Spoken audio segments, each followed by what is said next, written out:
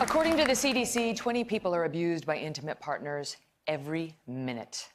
That is at least 10 million cases of domestic abuse each year. Experts say women of affluent backgrounds and education may stay longer in an abusive relationship, and the longer they stay, the more difficult their escape can be. Watch. He lost his temper and his fist went in the wall right above my head, barely missed me. And I thought, that's it. The next time, that could be me. You're fighting more, and then you get used to the fighting. And then at some point, maybe I realized, we're not actually fighting, I'm just getting yelled at. I get 2 or 3 new women calling me every day, and unfortunately many of them think they're all alone. Sandy Harvey was married to an executive at a tech firm in Silicon Valley. Sally Davies was a scuba instructor, teaching around the world, and has a master's in marine biology. And Ruth Patrick started a domestic abuse support group after suffering through years of abuse herself. They all thought they knew what abuse looked like, and yet each says she suffered for years at the hands of an abuser. Our spouses or partners are powerful, they're executives, they're well-known. It's that much more difficult than to leave and be also public with that. I would never have imagined that I would be in that situation. How can you love somebody so much and be so afraid of them at the same time? Because of the shame, the fear, the social stigma, many times women have not reached out to the police. While physical abuse gets more acknowledgement, it is the mental abuse, the loss of identity, that can be more insidious. The physical abuse, you can go to somebody, you can say, hey, look, I've got a black eye. My husband is a bad man. He shouldn't be doing this to me. But you go to somebody and you say, my husband yells at me all the time. He screams at me, and I'm afraid. And people are just like, well, you know. After years of abuse, Sally says she began to develop severe complex PTSD of the dissociative type, where her identity fragmented into multiple personalities to cope with her stress. I would start to dissociate and get really fuzzy and not really know what was going on. But it wasn't until the abuse was directed at her son that she resolved to get out. My ex was starting to treat my son the same way that he was treating me, and that my son was reacting the same way that I did. Sally got out, but realized quickly her fight was just beginning. Sandy was in a similar situation. A lot of anger on his part. They came out towards me and the children, and then it escalated. And as it did, I left. I took the kids with me. I thought I did all the right things. But she would soon find out her husband was more disturbed than she ever could have imagined. Back with me now, Ruth Patrick, Sandy Harvey, and Sally Davies. Sandy, let me pick it up with you, because that's where our taped piece ended. Okay. So your husband was a successful Silicon Valley executive. You were separated. You had left your 5-year-old son with him for a weekend visit. Yeah. And then the morning, it was a Sunday morning?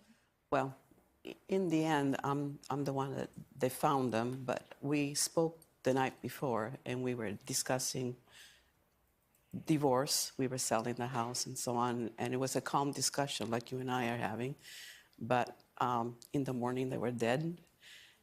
He shot and killed our 5-year-old son, and then himself. And you know, it's not. Things like this are not supposed to happen.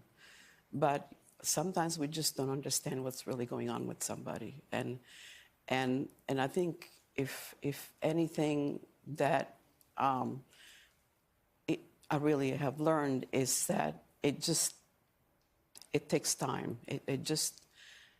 You think like I said, you think you know somebody, but you have to also, even when you leave, and I had left, we were separated for a year, you still have to protect yourself and your kids. He had emotionally abused you. He had physically abused your children. Mostly the 2 older ones. And, you know, it was tough on them. I know that so many women stay in these abusive relationships for the sake of the children. Yeah. And it's not necessarily the right thing to do. Sometimes it's better to leave and take the kids and change the situation. and it is possible to rebuild. You know, this happened a long time ago, and for a while I was isolated and I had to learn what to do and how to do it. But eventually, you know, we're getting support and understanding all of this better. And, you know, with Ruth's group, you know, Women SV and counseling and other avenues, then you can really make progress. Ruth, I know you too are a survivor of domestic abuse, and you formed this amazing group for women who felt too isolated to reach out to anybody. There's almost a stigma because they're supposed to be able to manage it. I know that there's a saying, no one can hear you scream on a 5-acre estate. But they suffer just as much as lower income women do when it comes to physical and emotional abuse. It's probably no accident that her husband took the life of their child and his own life when he had been told it's over, right? I mean, that's a dangerous period. Yes, you know, the dynamics of power and control are the same. It doesn't matter what economic area you come from, but the more money, the more power, the more influence you have, the easier it is to wield those wield the power and control and coerce. And then you've got this image on the outside that you're this fine, upstanding citizen, a pillar of the community. It's almost like Dr. Jekyll and Mr. Hyde. And they use finances and their power against the women in clever ways. It's all about control and getting inside their head. And they can, there's a term called gaslighting where you can manipulate and brainwash someone to the point where they think that they're doubting their memory. Over time, they're doubting their sanity, and they start to doubt reality. And if you couple that with their partner's attempt to prove that or make all kinds of allegations that there's something wrong with them, and they get more isolated over time. It's very common for women to lose their friends, lose their own family members. Their own family members can be turned against them because they're that powerful. Mm-hmm. These are successful, powerful people who are, in many cases, running companies. They're doctors, lawyers, engineers. No one would ever guess they had that dark side. So it's about control in the end. Sally, you met your husband when you were just 24, I think? 24? Yeah, 24. And he was running his own company. And when did you first realize that you had been abused? I don't think that my eyes were really opened until we started to receive like couples therapy and thinking that it was going to save the marriage and there was something wrong with communication or that's why we're fighting all the time.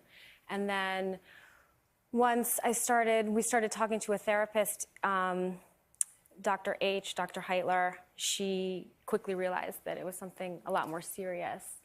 It's been characterized by the courts as severe emotional abuse that you suffered. Mm-hmm. So severe that a court wound up giving you full custody of your child, even though he was raised in St. Martin, where your now ex-husband is, it was the first of its kind to remove a child from his country of origin, based purely on emotional abuse. Can you tell us about these dissociative states that you would go into?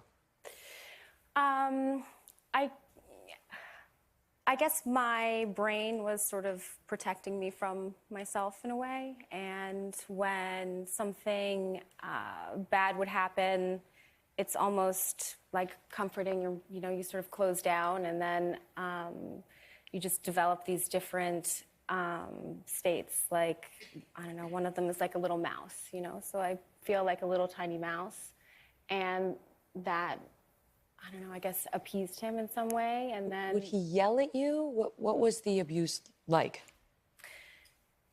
It's this sort of consistent, always present fear, and it can be something, as small as just, like yelling and raging, or it can quickly escalate. But it's also, constantly questioning your memory and your sanity. The gaslighting. To the point where you think, what is real? Is this real? I'm not entirely sure. This is important because little girls are taught about physical abuse. They're not often taught about emotional abuse and that sort of psychological manipulation. Just want to give you a word on couples therapy? Because I know this is an important point, Ruth. Yes, so many of my ladies who've been through abusive relationships have tried couples counseling. And unfortunately, a lot of therapists, there are some therapists who are very well versed in it, and it's wonderful, but they don't typically get a lot of education in domestic violence in this area. So they go there thinking that it's a communication issue, or if they're only more assertive, or what's my role in it. And unfortunately, the abuser can create an alignment with the therapist, so it becomes the two of them fixing her. And if she dares to say something about how he has hurt her, he'll see that as something that's shaming to him and punish her for it later. So inadvertently, it can end up colluding with the abuser. I know you say it's dangerous if you stay and it's dangerous if you go. Safety planning never stops. It never stops because they are punitive and they are vengeful.